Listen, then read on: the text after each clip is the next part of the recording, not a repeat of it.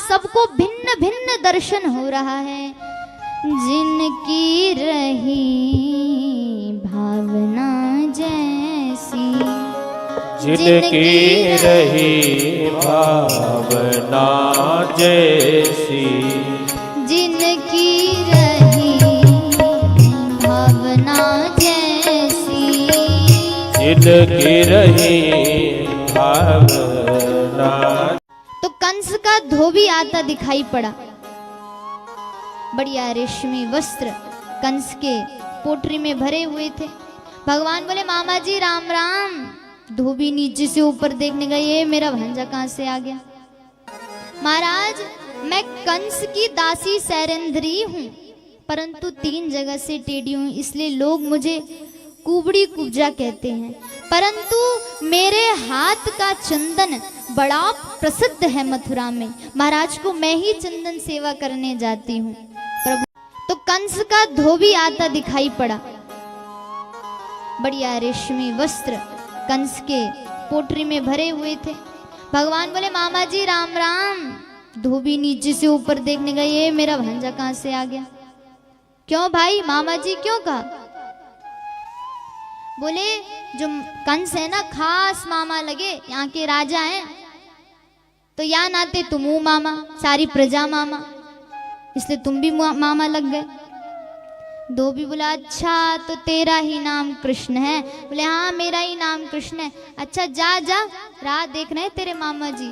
हाँ उनसे मिलने जा रहे, पर क्या करे जल्दी जल्दी में वस्त्र पहनना भूल गए। हम देख रहे हैं तुम्हारे पास पोटरी में बढ़िया रेशम रेशम के वस्त्र हैं, तनिक हमको भी दे दो। धोबी को गुस्सा आ गया।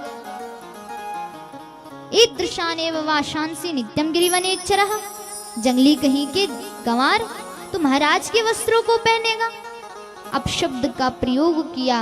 भगवान ने घुमा करके गर्दन में एक थप्पड़ मारा कि रजकस्य कराग्रेणा शिरा कायात पातयत। एक थप्पड़ में गर्दन कट करके दूर गिर गई। बोल नंद के लाला की। आसपास के धोबी कांप कांप करके अपनी पोटरी वहीं छोड़ करके भग गए। लोग बोले हे भगवान, अभी तक तो सुनी थी, अब प्रत्यक्ष देख लिया। भाई या छुरा के तो हाथ में ही तलवार फिट है। सब भाग गए। कन्हैया बोले आप पहन लो, छांट छांट के पहन लो, तब मत कहना मामा जी के हैं आई बात की कमी हो गई। अब तो सब पोटरी खोल खोल करके वस्त्र पहनने लगे। अब कहाँ महाराज के राजसी वस्त्र, कहाँ छोटे छोटे ब्रजवासी ग्वाल बाल। महाराज पहने तो ऐसे लगे हैंगर में लटके हैं। ब्रजवासी बोले कन्हैया यहाँ में तो और हम भिखारी लग रहे हैं, कहा करें। अभी चलो तब करते हैं। तो दूर खड़े एक दर्जी ने देखा, तुरंत आया, हम आपकी सेवा कर सकते हैं। बोले करिए करिए। हाथी का दांत कांधे पर धर करके जब भीतर प्रवेश किए तो सारी समाने गोविंद का दर्शन किया और भावना अनुसार सबको भिन्न भिन्न दर्शन हो रहा है। जिनकी रही भावना जैसी, जिनकी रही भावना जैसी, जिनकी रही भावना जैसी, जिनकी रही भावना जैसी। प्रभु मूरत तिन देखै तैसी, प्रभु मूरत तिन देखी तैसी, जिनकी रही भावना जैसी। ओ जिनकी रही भावना जैसी, भावना जैसी, भावना जैसी। मैया जैसी जिसकी भावना है वैसा वो दर्शन कर रहा है। भगवान प्रवेश कर रहे हैं। मल्ला नाम सन का संतुलन बिगड़ गया। भगवान ने एक छलांग मारी, कंस के सिंहासन पर पहुंच गए। गिरधारी पकड़ के मामा की चुटियां हिला डाली। सुखदेव जी वर्णन कर रहे हैं। चांडूरे मुष्टिके कूटे सले तो सल के हते, सले तो सल के हते, चांडूरे मुष्टि के कूटे, सले तो सल के हते, सले तो सल के हते, शेषा प्रदुर्वृगुर मल्ला, सर्वे प्राण परीप्सवा, सर्वे प्राण परीप्सवा, हे प्रगह्य केसे सुचलत किरीटं, निपात्य रंगो परितुंग मंचात्, परितुंग मंच तस्योपरिष्टात् स्वयमब्जनाभ, पपात विश्वाशयात्मतन्त्रा, पपात विश्वाशयात्मतन्त्रा, पपात विश्वाशयात्मतन्त्रा। बोल कंसमर्दन भगवान की। एक धक्का मारा, चक्कर खा करके धरती पर गिरा कंस, और विश्व का भार लेकर के कन्हैया उसकी छाती के ऊपर गिर पड़े और उसका गोविंदाय नमो नमः बोल कंस मर्दन भगवान की। चारों तरफ कंस के साथियों में हाहाकार मच गया और कन्हैया के भक्तों में जय जयकार होने लगा। वसुदेव वसुतं देवं कंस चारुण मर्दनम, देवकी परमानंदम, श्री कृष्णं वंदे जगद्गुरुम। अब तो जगद्गुरु के रूप में प्रभु प्रतिष्ठित हो गए। भगवान ने सबसे पहले बंदी गृह जाकर के नाना उग्रसेन और माता पिता देवकी वसुदेव को बंदी गृह से मुक्ति दिलाई। नंद बाबा को समझा बुझा करके ब्रज में वापस भेज दिया। गर्गाचार्य जी ने दोनों भैयाओं का जनेऊ संस्कार किया और पढ़ने के लिए भगवान महाकालेश्वर नगरी उज्जैन में गए। सांदीपनी मुनि महाराज के यहाँ संपूर्ण विद्याओं का अध्ययन करके और वहीं पर सुदामा जी से मित्रता हुई। तो मैया गुरु दक्षिणा में भगवान ने गुरु माता का मरा हुआ पुत्र यमपुरी से पुनर्जीवित करके गुरु माता की गोद में डाल दिया। गुरु माता से आशीर्वाद लेकर के भगवान वापस मथुरा आए। मथुरा में ब्रजवासियों की बहुत याद आई, रोने लगे। उद्धव जी ने देख लिए। उद्धव जी पूछे, आप क्यों रो रहे हो, क्या बात हो गई? बताई व्यथा। मुझे ब्रज की बड़ी याद आ रही है, लगता है ब्रज के लोग मुझे याद कर रहे हैं, इसलिए मुझे भी उनकी याद आ रही है। मैं उन्हें तभी भूल सकता हूँ जब वो मुझे भूल पाए, इसलिए तुम बहुत विद्वान हो, जाओ जाकर के उन्हें समझाओ। भगवान ने भावुक होकर के जब कहा, मित्र एक बार मेरे कहने से जाओ, ब्रजवासियों की हालत देखो, समझो और समझाओ। तुम ही उन्हें समझा सकते हो क्योंकि तुम प्रगाढ़ विद्वान हो, देवगुरु बृहस्पति जी के कृपा पात्र शिष्य हो, बहुत बड़े ज्ञानी हो। और जो कोरा ज्ञानी होता है और कभी कभी ज्ञानाभिमानी भी हो, संभवतः हो ही जाता है। भगवान को ज्ञानी तो प्रिय है परंतु ज्ञानाभिमानी बिल्कुल भी प्रिय नहीं है। तो भगवान को लगा पढ़ा लिखा तो बहुत है परंतु प्रेम इसमें है नहीं, इसलिए भगवान ने उद्धव जी को वृंदावन जाने की योजना बनाई। अपना पीताम्बर उड़ा करके उद्धव जी को विदा किया। मार्ग में विचार कर रहे उद्धव जी, मैं इतना प्रगाढ़ विद्वान, वहां कोई मेरी बात समझेगा भी? गोबर थापने वाली गोपियां होंगी, गैया चराने वाले ग्वाला होंगे, कौन मेरी बातों को समझेगा? उद्धव जी श्रीधाम वृंदावन आए। नंद बाबा ने जैसे ही देखा दौड़ करके उद्धव जी को गले लगा दिया। सोचा कि मेरा कन्हैया आ गया, और जब परिचय दे करके कहा, अरे ये तो मेरा कन्हैया है ही नहीं। उद्धव जी का स्वागत किया, भोजन भंडारा पवाया। रात भर चर्चा हुई, कब सवेरा हो गया पता ही नहीं चला। प्रिय की चर्चा में कुछ पता नहीं चलता। उद्धव जी प्रातः स्नान करने के लिए गए। गोपियों ने उद्धव जी के रथ को देखा, चारों तरफ से घेर लिया।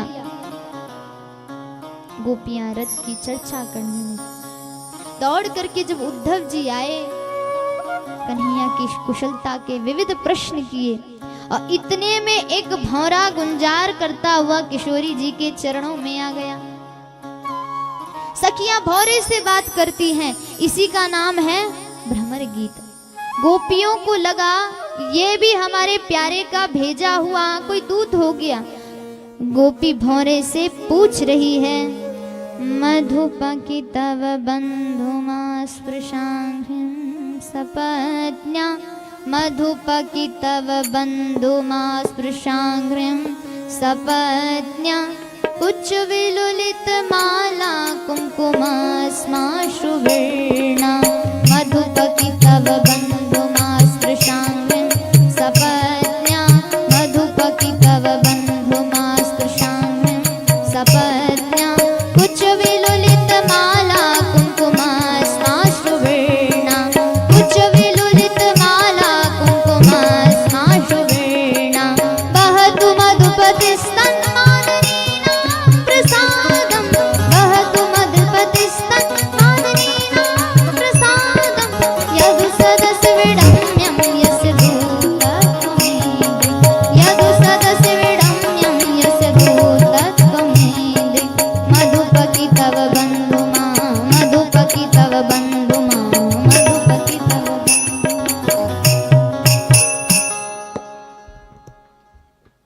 हे भौरे, तुझे भी उसी कपटी कृष्ण ने अवश्य भेजा होगा। अरे ये काले सब कपटी ही होते हैं, वो भी काला तू भी काला, वो तो जन जन का कपटी है। भौरा गुनगुना रहा था तो एक गोपी बोली, हमसे पूछ रहा है क्या कपट किया? तो गोपी बोली, मैं सुनाती हूँ, ध्यान से सुनो। बाली सुग्रीव बंदर थे, बंदरों में झगड़ा हो गया और इसने एक बंदर को मित्र बना दिया तो दूसरे को मार डाला। मृगयुरे कपिंद्रम बिभ्यदे लब्ध धर्मा। अरे वो बंदर थे, बंदरों में तो झगड़ा होता ही रहता है, तो क्या हो गया? दूसरी बोली छोड़, तो बंदर थे, स्त्रियों के साथ इसने क्या नहीं किया? तुझे कैसे पता? बोले देखो बेचारी शूर्पणखा कितना सुंदर 16 श्रृंगार करके आई थी इनसे विवाह की बात करने के लिए। अरे विवाह नहीं करना था तो मना कर देता, खुद अपनाया नहीं, किसी के लायक छोड़ा नहीं, उसको नकटी करके भेज दिया। बता। तीसरी बोली, बहन मैं भी गिनाऊं? हाँ तू भी इसकी कपट कहानी गिना। एक बार बौना बामन बन करके बलि के यहाँ गया, 3 चरण भूमि मांगी और लंबा चौड़ा संकल्प पढ़ लिया, और नापते समय देख इसने क्या किया, हाथ पैर कैसे पसार दिए, बेचारे का सब कुछ लुट गया। उद्धव जी सुन करके सिर पकड़ रहे हैं, राम राम ये गोपियां तो सब जानती है, मैं तो इनको गवार समझ रहा था, ये तो सब जानती हैं। गोपियों की महिमा को समझ गए।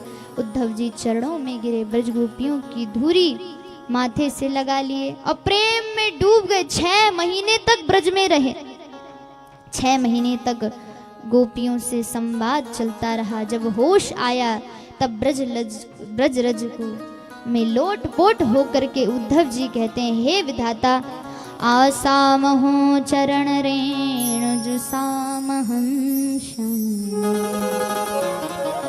वृंदावने किमपि गुल्मलतोषधीना। वृंदावन मैंने जीवन में जो पुण्य किया उसका एक ही फल मांगता हूँ कि कहीं मुझे वृंदावन में ही जन्म देना, गुलमलता कुछ भी बना दो। बोल भक्तवत्सल भगवान की ऐसी। ओम हरि ओम स्वस्ति न इंद्रो वृद्धसर्वाः स्वस्ति नः पूषा विश्ववेदाः स्वस्ति नस्तारिक्षो अरिष्टनेमिः स्वस्ति नो बृहस्पतिर्दधातु बृहद्वामरुतः पृष्टिर्वातरः सुवं जावानो विदधे भुजगमयः अग्निर्दिवा मनवः सूरचक्षुषो विश्वेनो देवा अवसागमन्ये देह भद्रं कर्णेभिः शृणुयाम देवा भद्रं पश्येमाक्षभिजचतुराः स्तरैरङ्गे स्तुष्टुवागुंसस्तनो बृहसे महि देवहितं जदायुः सतमिन्नो शरदो वन्दे देवा चन्द्रानसग्राजरसन्तनो नाम पुत्रासो चन्द्रपितरो भवन्ति मानो मध्यारेरिकदायुर्गन्धः आदित्योरदितिरन्तरिक्षमदितिर्माता स्वपिता स्वपुत्रा विश्वे देवा अदितिः पञ्चजना अदितिर्जातमदितिर्जनितमं वाद्योः शान्तिरन्तरिक्षगं शान्तिः पृथिवी शान्तिरापः शान्तिरो